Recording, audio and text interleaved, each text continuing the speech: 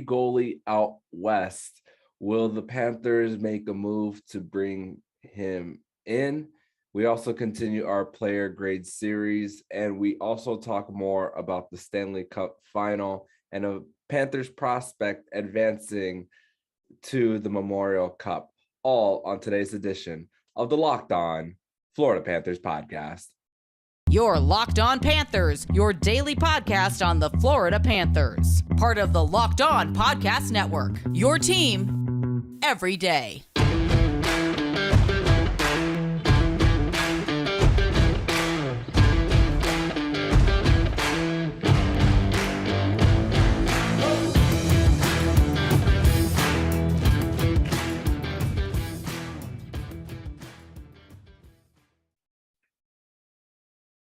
And welcome into this Tuesday, June 14th edition of the Locked On Florida Panthers podcast, part of the Locked On Podcast Network, where it's your team every day. Thank you for making the Locked On Florida Panthers podcast your first listen of the day. I'm Armando Velez from PantherParkway.com, and you can follow me on Twitter at Monoman12. Follow the show account on Twitter at LO_FLA Panthers. And thank you for making the Locked On Florida Panthers podcast your first listen of the day. Don't forget to also subscribe to Locked On NHL and the Crosscheck NHL show with Andrew Berkshire and Merrick Clark to be covering all the postseason activities around the National Hockey League. So, Cats fans, we were discussing a little bit about Sergei Bobrovsky and with David Dwork about the possibility of the Florida Panthers working a trade to get the cap hit off of their books. As good as Sergei Bobrovsky was, of course, with the situation that Florida is as far as the cap, it's always going to be a little hard to build a team around when the goalie department is taking up that much of the team's cap.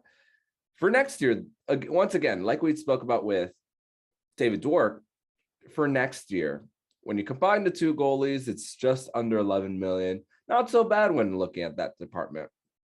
It's just those years after, when it's time to pay Spencer Knight, is when it's going to be a little hard, or really hard.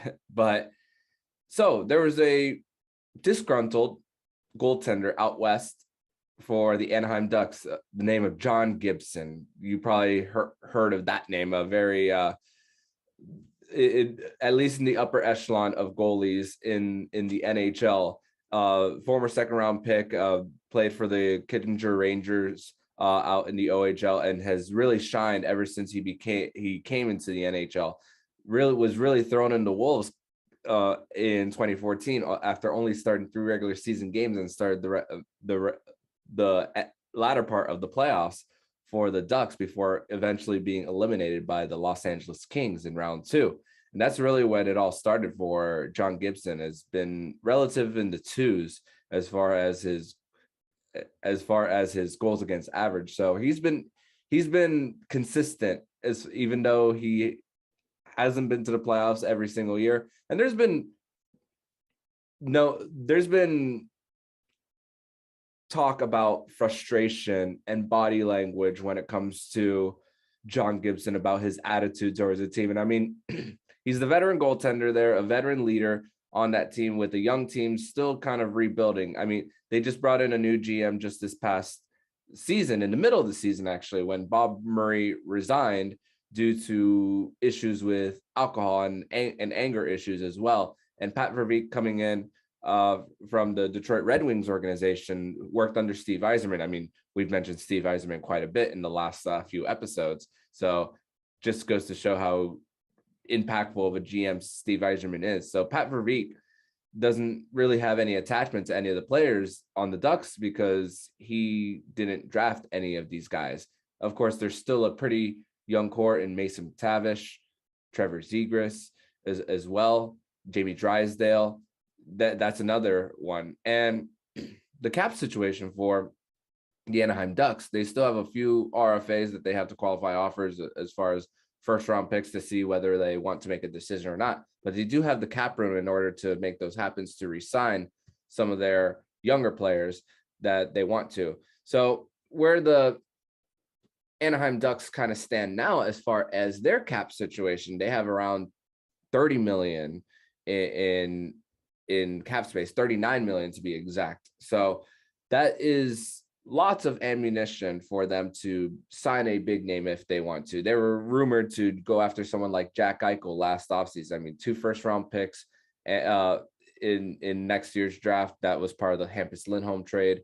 4 in the next 3 years, and around 7 second-round picks in the next 3 years as well. So they got a lot of draft capital at their disposal, and they were a team who was who was in the playoff race towards the beginning half to 2/3 of the season before falling off. And Gibson, with his cap hit, $6.4 million for the next 5 years. Sergei Bobrovsky is $10 million for the next 4. John Gibson is 5 years younger than Sergei Bobrovsky. And you could see with age, when it comes to aging, by the time Gibson's contract is over, he'll be at the age that Sergei Bobrovsky is now. If the Florida Panthers were to pull off a trade, they would have to give up more than what they would originally want to, because the Anaheim Ducks would be the ones doing the Florida Panthers a favor by getting that cap hit off their books. Kind of like reminds me of the Anton Stroman trade last year, when they gave up a second-round pick, defenseman Vladislav Kolyachonok, and Anton Stroman in exchange for a 7th-round pick. Chances are the Florida Panthers would have to ask for an exchange of a late-round pick as well, like a pick swap, because you got to get something for that too if you're going to pull off that trade. Problem is the no move clause that Sergei Bobrovsky does have, and Gibson himself does have a 10-team no trade list as well. So we don't know if Florida is necessarily on there. Cap Friendly does not provide the specific teams, and nor should they, because that's for GMs of the teams and their agents to keep in-house. So I don't necessarily have a problem with that not being public. But the no move clause on the Florida Panthers side of things, when Bobrovsky originally signed the contract with the Panthers, he wanted to win. And if the Panthers were to try to facilitate a trade to send him out west to a team that's still kind of rebuilding, I don't know if Sergei Bobrovsky would go ahead and waive that no move clause. But let's say he does. John Gibson comes here, and you have $3.6 million of cap relief. That's assuming that the Florida Panthers don't keep any of his salary. What can you do with an extra $3.6 million on your cap? You could think about it multiple ways. You could pay Spencer Knight, right? Anywhere between $2 to $4 million on his next deal. That is at least 3 to 4 players on their ELCs, assuming that it's the maximum amount of dollars, which is just under 1 million. So you multiply 900,000 times 4, that's around 36, 3.6, 3.7 around there. So that's 3 or 4 players on their ELCs as well in order to fit under. So that's the kind of cap relief that the Florida Panthers would be having with $3.6 million if you were to exchange John Gibson and Sergei Bobrovsky. Once again, the Florida Panthers would have to pay with a draft pick as well. And not really something that the Florida Panthers have as far as the high draft picks in order to make something happen. But I also think about it like this. Bill Zito, even though he's been here for 2 years and has really turned this team around, he is still paying assets for some of the price for assets for some of the mistakes and contract structures that Dale Talon made. We mentioned Anton Stroman earlier in this segment. We spoke about Brett Connolly a little bit a few weeks ago in that trade with Chicago, bringing in Lucas Carlson and trading Henrik Borgstrom as well, not getting the value that you wanted for Henrik Borgstrom when you first drafted him too. So still paying the price a little for the mistakes of Dale Talon. And Sergei Bobrovsky is a Dale Talon signing too. So what would Bill Zito have to give up more after what he's already done, getting rid of Connolly and Anton Stroman?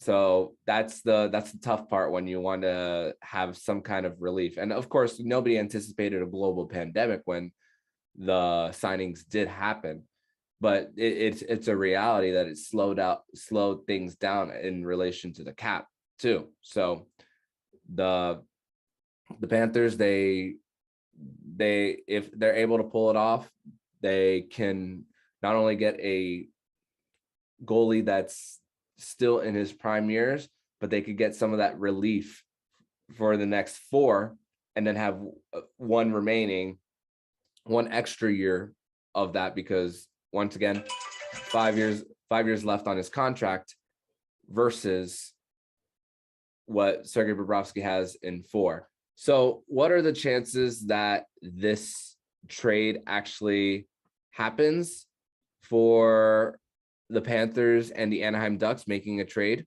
with that? Very little. I think it's about less than 1% to happen. I don't think that the Anaheim Ducks need to necessarily trade John Gibson right now. I know he's disgruntled, but the fact that he's under contract and that they could very well find something towards the trade deadline next year, that is something that Pat Verbeek might want to explore when it comes to getting John Gibson out and getting a good asking price, because John Gibson of course wants to go to a contender. Florida is one, but as far as making a trade happen in exchange for that, along with no move clause as well, it's easy for me to say and pull and look and write out a trade on how that would benefit the Panthers as far as their $3.6 million of cap relief to use elsewhere. It sounds good, but to actually pull that off, it's very, very unlikely for the Panthers to do so. But hey, this is why we talk about these scenarios, and we say out loud of what are the possibilities of bringing this in, and if it were to happen, what kind of situation the Panthers could be in. But again, Bill Zito's still cleaning up some of the mess that Dale Talon made. It includes the goaltending and Sergei Bobrovsky. So it's funny that news came out after the day after that David Dwork and I spoke about the supposed trade that Bill Zito and company were trying to work last year on Bob. In the next segment, we're going to continue our player grade series here on the Locked On Florida Panthers podcast. But first, we're going to tell you all about Built Bar. And you know how our friends at Built are always coming out with amazing new flavors? Well, this time Built has truly outdone themselves with their new mud pie flavor. And for the first time ever, Built is introducing the new mud pie flavor in both mud pie bar and mud pie puff. Not sure what mud pie tastes like? Well, if you're a chocolate fan, you better sit down for this. The new mud pie bar is rich whipped cream and chocolate mousse, smothered in 100% real chocolate and topped with cookies and cream crumble. You've got to try mud pie as soon as possible, and you need to hurry because the mud pie bar and mud pie puff are only available for a limited time. Visit Built.com to taste the deliciousness for yourself. Not convinced? Luckily, we saved the best for last. It's actually good for you. No, really. All Built products are low calorie, high protein, and low sugar. Mud pie is packed with 16 grams of protein and only 150 calories and 8 grams of sugar. It's like your mom baked the most deliciously creamy chocolate mud pie and wrapped it up just for you. Mud pie bars and puffs are available at Built.com right now, and they're going fast because they are delicious. Go to Built.com and use promo code LOCK15 to get 15% off your order. Use promo code LOCK15 for 15% off at Built.com. Segment number 2 here on the Locked On Florida Panthers podcast, and we have an important favor to ask you. We put together a survey so we can learn more about the listeners like you and make your favorite Locked On podcast even better. This is your opportunity to tell us what you like and don't like about Locked On Podcast. Go to lockedonpodcast.com/survey right now to get started. It won't take very long, and everyone that completes a survey can qualify for a chance to win one of 10 $100 Ticketmaster gift cards to take our audience survey. Go to lockedonpodcast.com/survey. Thanks for your help. Continuing this player grades series here. Today, we covered Jonathan Huberdeau. We've covered Alexander Barkov. So it's fitting that we start off with the third member of the core 3 of the Florida Panthers, and that is Aaron Ekblad. And for the second year in a row, Ekblad went out with a leg injury that finished off his regular season. Last year against the Tampa Bay Lightning, he wasn't able to play. If they were to advance at least to the Eastern Conference Final last year, there was a slight chance that the all-star defenseman was going to play in that at least that's what was said when he first fractured his leg against the Dallas Stars in 2021. And at that time, a lot of us were raving for Aaron Ekblad to be in the Norris conversation with 22 points in 35 games, a lot of his goals coming from the power play. And to think that after being off for so many months, that how could this guy be even better? And he had an even better season this season. I mean, 15 goals and 42 assists. So that accounts for 57 points in 61 games. At one point, he was averaging a point per game, and 82 game pace for Aaron Ekblad would be 76 points. Pretty good company and pretty good place for Aaron Ekblad to be in. And it doesn't, as far as the Norris race, as far as point production, because at this point, the Norris trophy is more for like an offensive defenseman type of award. He still would have been behind the likes of a Cale Makar and a Roman Josi had he played all 82 and had that pace that he would have been on before he injured himself, his other leg against the Anaheim Ducks, funny enough, where that was against the Ducks as well. So 20 points on the power play, three goals and 17 assists. So Ekblad, very valuable on the power play, and someone that it gave Andrew Brunette an opportunity to mix and match the power play units with the 5 forwards once Aaron Ekblad went down. And the power play got, as far as the production, got even better after that when Aaron Ekblad went down, and it was better towards the end of the season. But of course, with the postseason and with the power play, we were raving, especially Jacob and I, we were just raving about getting the puck to Aaron Ekblad for him to shoot some one-timers from the right circle, especially blocker side against Andrei Vasilevskiy. And that just wasn't going and just wasn't happening for the Panthers. I mean, Aaron Ekblad's still on 4th on the team in blocks for the regular season with 69. Led the time on ice for the Panthers in the regular season and the postseason, and impressive for Aaron Ekblad to still leading time on ice in the postseason after being off for so many months. And second defenseman on the team in goals against per 60, shorthanded, always mostly on the ice for the first penalty kill unit, along with Mackenzie Weegar, and second on the team in that category. And he's mostly the only defenseman, at least on the first power play unit. And for goals per 60, he's the leaders as far as defensemen on the power play. So, and of course, those 20 points in the 61 games on the power play are very telling on that.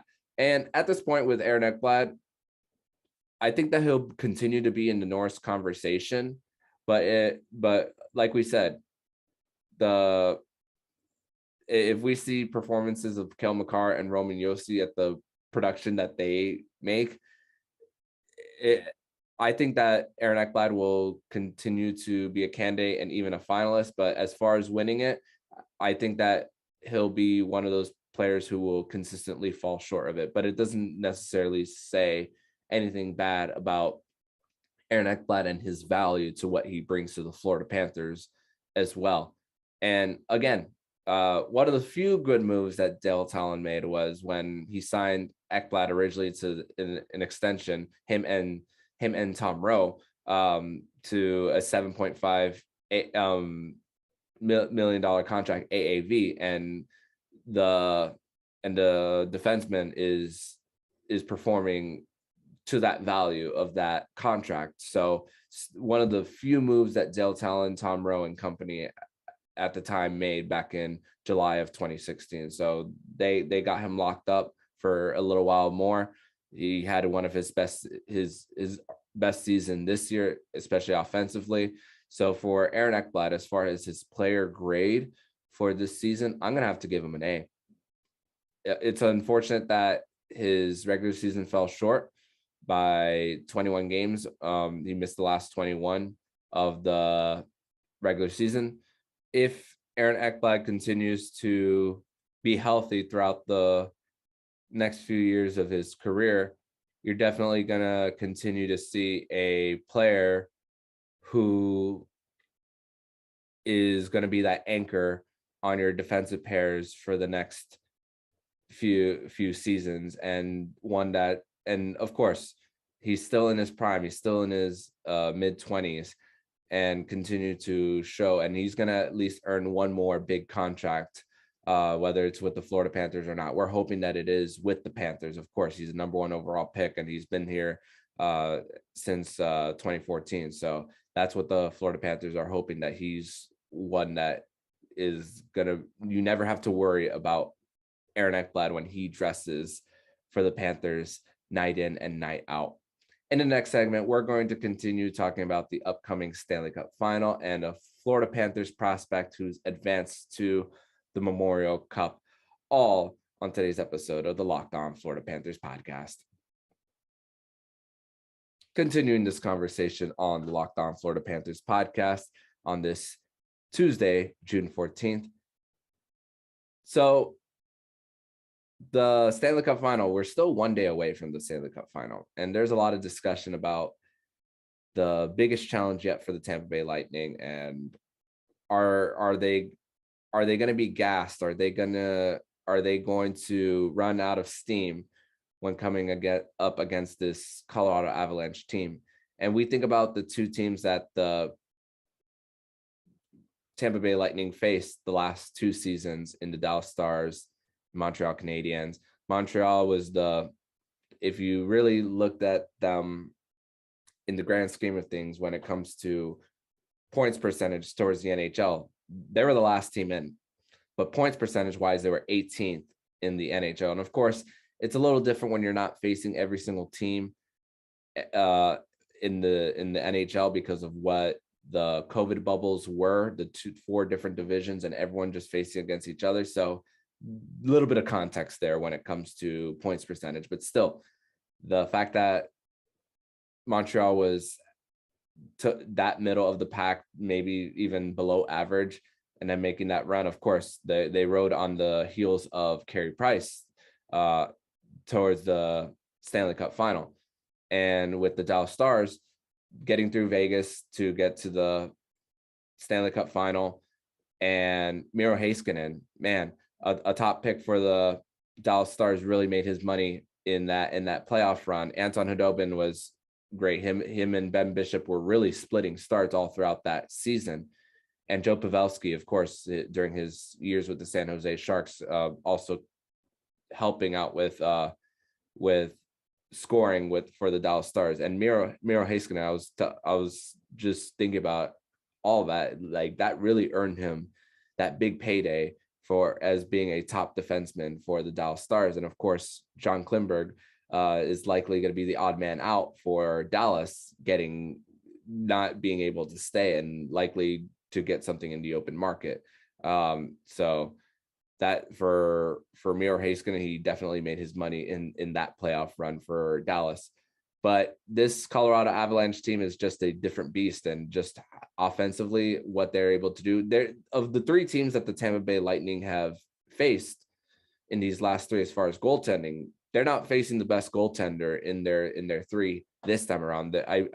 We can say that the best one that they faced of the three was Carey Price, and they were still able to beat them in 5 games. But of course, the offense for the Montreal Canadiens wasn't to par to keep up with the Tampa Bay Lightning. Of course, Andre Vasilevsky in series clinching games, Vasilevsky's goals against average is 0.25.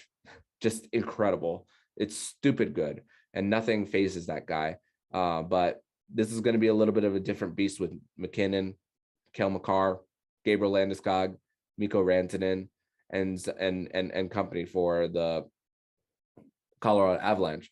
And maybe this is just the South Florida fan in me, but I kind of think about this Tampa Bay Lightning and their quest for a three-peat, similarly to the Miami Heat of the early 2010s, is long playoff runs, minimal rest, shortened off season, and then when it was their chance to get a three-peat, little bit of a slower step going towards the final, because the Tampa Bay Lightning at times in the first round against the Toronto Maple Leafs looked a little slow. Even in the first 2 games, it took them a little bit to get their pace going. And of course, the Tampa Bay Lightning are really good at dictating pace. That's the thing. If the Tampa Bay Lightning are able to dictate the pace, then they have a better chance to win. It's going to be a little harder for them to dictate pace with this Colorado Avalanche team, especially with the speed that they have at their disposal. So I firmly believe that the Tampa Bay Lightning, there's a possibility that they could run out of gas this time around against the Colorado Avalanche. And of course, Colorado's a little bit more fresh when it comes to their run to the playoffs, because they haven't gone on those long runs like Tampa Bay has. And Colorado does have the home ice advantage. Game 1 is Wednesday, June 15th at 8 p.m. So they do have the home ice advantage. And it's funny because even though they have 2 losses throughout this whole postseason, both of their losses are at home. So if the Colorado Avalanche do lose one of the games in Denver, they haven't lost a road game. So it's no worries for them. They're not going to be rattled. But also the Tampa Bay Lightning aren't going to be rattled neither, because these are 2 very disciplined teams, 2 great coaches in Jared Bednar and John Cooper as well. And they're going to definitely, nothing's going to rattle their teams in their quest, because both have been on long-ish playoff runs, of course, with the Tampa Bay Lightning winning back-to-back and consistent trips to the second round for the Colorado Avalanche. They've both seen plenty of playoff series in their times as coaches for these teams. So they're going to keep their guys ready. And when it comes to the mental aspect of this game and this Stanley Cup final, it's going to be hard for these teams to be rattled when it comes to it. So a little bit more of my opinions based on the upcoming Stanley Cup final. Won't give a prediction yet. We're actually going to save that for Winans Wednesday tomorrow on the Locked On Florida Panthers podcast. We're going to bring in Jacob Winans on the show, and we're going to continue to discuss the state of the Florida Panthers, the upcoming Stanley Cup final, and we're going to give our predictions for the series. Maybe you guys have an idea of where I might be heading as far as my predictions for that.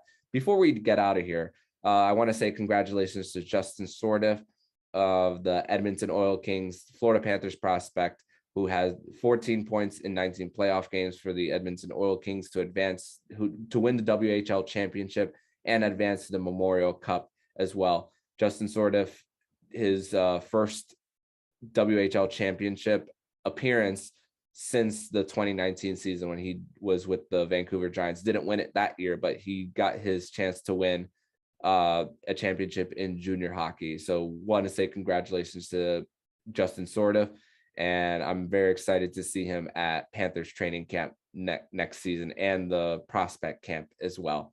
So that's a player to look at, Panther fans, for hopefully for next season.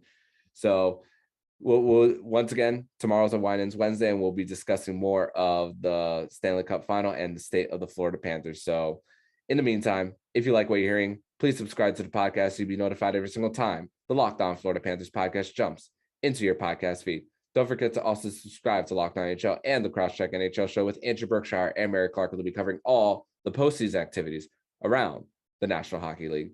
Thank you for making the Locked On Florida Panthers podcast your first listen of the day. And for your second listen of the day, don't forget to subscribe to today's episode of Locked On Fantasy Hockey. Hosts Stu Roden and Flip Livingstone help you become the expert of your fantasy team. Follow the Locked On Fantasy Hockey podcast on the Odyssey app or wherever you get podcasts. Sorry, Armando Velez, signing off. And you've been listening to Locked On Florida Panthers podcast, part of the Locked On Podcast Network, where it's your team